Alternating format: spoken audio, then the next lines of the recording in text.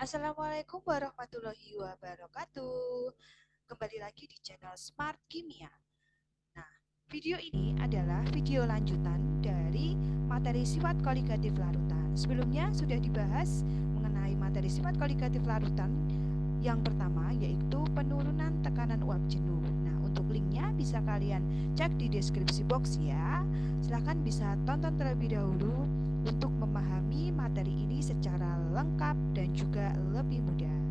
Nah, pada video ini akan dibahas khusus untuk sifat koligatif larutan non-elektrolit yang kedua, yaitu kenaikan titik didih larutan. Ya, bagi kalian yang baru saja mampir dan kenal dengan channel Smart Kimia, silakan bisa tekan tombol subscribe terlebih dahulu, kemudian share ke teman-teman kalian, dan juga jangan lupa untuk menyalakan lonceng notifikasinya ya, agar tidak ketinggalan video selanjutnya. Baik, terima kasih bagi yang sudah subscribe. Semoga barokah ya, Allah. Ya, baik. Untuk memahami sifat kualitatif larutan non-elektrolit yang kedua, yaitu kenaikan titik didih, bisa diperhatikan terlebih dahulu ilustrasi berikut ini ya. Nah, jadi ini ada sebuah gelas kimia di mana dalam gelas kimia tersebut diberi air ya, atau H2O. Nah, H2O ini molekulnya dilambangkan dengan bentuk bulat berwarna merah ini ya. Nah, gelas kimia yang berisi air tersebut ya, jika dipanaskan, apa yang akan terjadi? Yang akan terjadi adalah air pada saat suhunya sudah mencapai 100 derajat Celcius akan mendidih. Jadi, air sebagai pelarut universal akan mendidih pada suhu 100 derajat Celcius. Nah, bagaimana jika ke dalam air yang berperan sebagai pelarut tadi ditambahkan zat terlarut? Ya, misalnya adalah glukosa atau urea. Karena dalam hal ini yang dibahas adalah larutan non-elektrolit ya. Nah, jadi ya, jika H2O tadi yang berperan sebagai pelarut ya akan mendidih pada suhu 100 derajat Celcius. Nah, ditambah zat larut misalnya adalah urea, apakah dia pada suhu 100 itu dia sudah mendidih ya. Jadi penambahan zat larut ke dalam pelarut akan menghalangi molekul pelarut untuk mendidih. Nah, hal ini menyebabkan titik didih larutan ya, jadi titik didih larutan yaitu H2O plus urea tadi ya akan lebih tinggi daripada titik didih pelarut. Nah, jadi untuk H2O yang memiliki titik didih 100 derajat Celcius ya dibandingkan dengan H2O plus urea ya, faktanya adalah H2O plus urea ini pada suhu 100 derajat Celcius itu belum mendidih. Dia akan mendidih pada saat suhunya lebih dari 100 ya. Sehingga di sini ada sifat khusus larutan yaitu yang dikenal sebagai sifat koligatif larutan, yaitu dibolkan dengan delta TB ya. B ini berasal dari kata boiling ya, delta TB. Nah, di sini juga harus ditekankan bahwa kenaikan titik didih itu disimbolkan dengan delta TB dan TB ya. Jadi harus dipahami benar perbedaan antara kenaikan titik didih serta titik didih. Nah, penambahan zat larut dalam suatu larutan ya akan menaikkan titik didih larutan sehingga bisa kita tuliskan ya TB atau titik didih larutan lebih tinggi daripada titik didih pelarut murni ya, atau TB 0. Sehingga untuk menghitung kenaikan titik didih ya atau delta TB bisa menggunakan persamaan titik didih larutan dikurangi titik didih pelarut murni. Oke.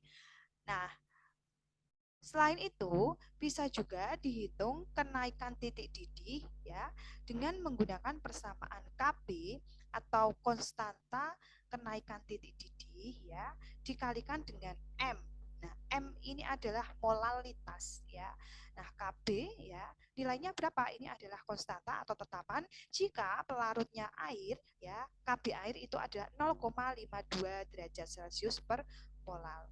Nah, jadi Kalau pelarutnya air ya, nilai Kb ini sudah ditentukan yaitu 0,52 derajat Celcius per molar. Tapi jika pelarutnya bukan air ya, nanti Kb-nya juga akan berbeda-beda tergantung dengan pelarutnya apa.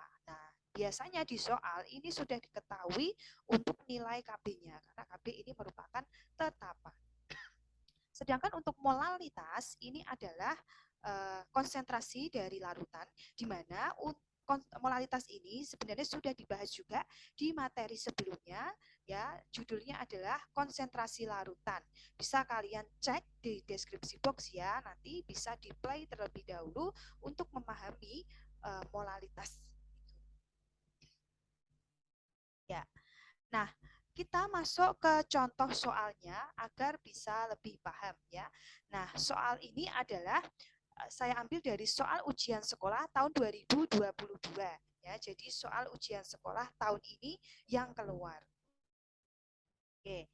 Nah, soalnya kita perhatikan ya. Tentukan titik didih larutan yang mengandung 18 gram glukosa, MR-nya 180 yang terlarut dalam 500 gram air, MR-nya 18. Nah, Kb air di sini diketahui di soal yaitu 0,52 derajat Celcius per molar. Oke, kita analisis ya. Jadi di sini diminta untuk menentukan titik didih larutan.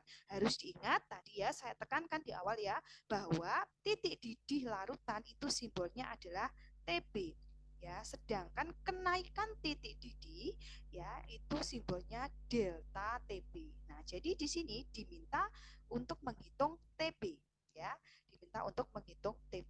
Nah, coba di sini kita tuliskan dulu diketahui ya atau D1 diketahui 18 gram glukosa. Nah, terlarut dalam air, glukosa dengan air kita tentukan glukosa ini adalah zat terlarutnya, air adalah pelarutnya. Ya, jadi di sini massa dari glukosa ya, massa terlarut ya, massa terlarut ini punyanya glukosa yaitu 18 gram. Ya, atau ini punyanya glukosa. Kemudian diketahui juga MR dari glukosa ini adalah 180.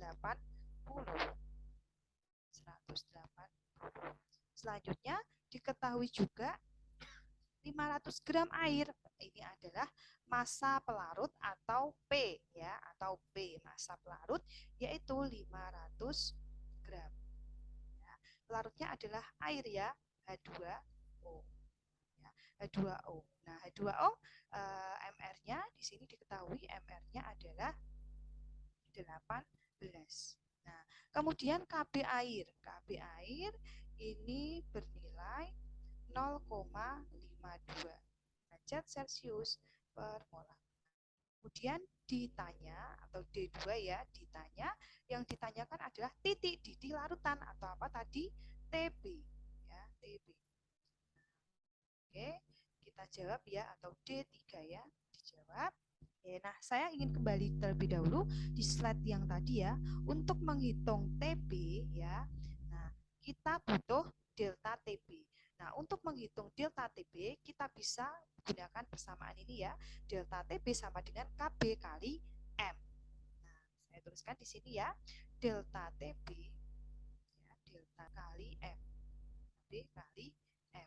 Ya, perlu diingat bahwa M itu adalah molalitas, sehingga di sini molalitas ingin saya jabarkan ya, persamaannya saya jabarkan yaitu gram ya, gramnya terlarut berarti gramnya glukosa dibagi dengan MR dikali dengan 1000 dibagi dengan P ya, massa pelarut.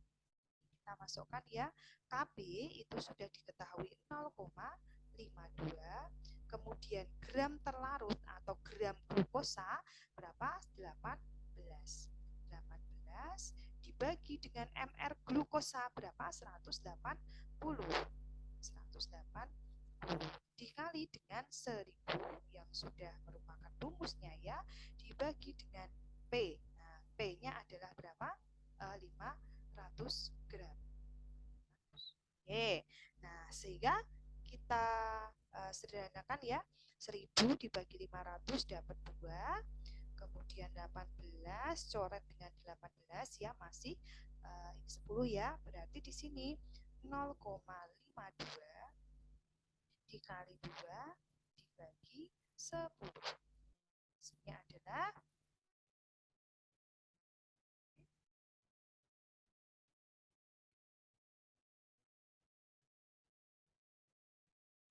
0,10 ya, 0,104 ya.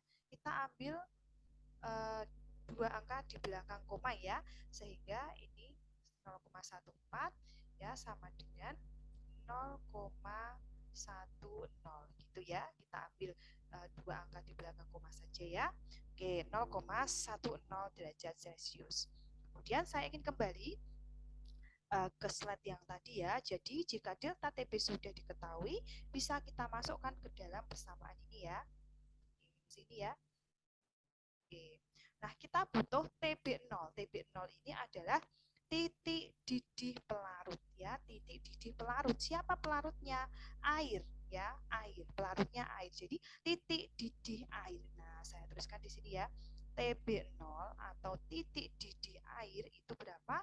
Air Celcius. Oke, jadi di sini saya tuliskan ya tadi ya persamaannya delta TB sama dengan TB yang kita cari dikurangi TB0. Delta TB ya, yaitu ini saya ubah ya, di sini aja ya karena tidak cukup ya. Jadi delta TB ini sama dengan berapa? 0,10 ya, sama dengan TB yang kita cari dikurangi dengan TB0 yaitu 100 derajat Celcius. Sehingga TB-nya ya, TB-nya sama dengan 100,10 derajat Celcius. Oke, itu ya. Bisa dipahami ya. Jadi untuk menghitung penurunan titik didih ya, kita harus mengetahui ya apa KB-nya terlebih dahulu, kemudian molalitas ya, dan juga TB0 atau titik didih pelarut. Oke, baik, semoga bisa dipahami ya. Silahkan bisa lanjut ke part selanjutnya, yaitu sifat koligatif larutan non-elektrolit yang ketiga, yaitu penurunan titik beku larutan. Ya, bagi kalian yang belum subscribe, ya boleh subscribe terlebih dahulu. Ya, semoga video ini bermanfaat. Ya, terima kasih dan bye-bye.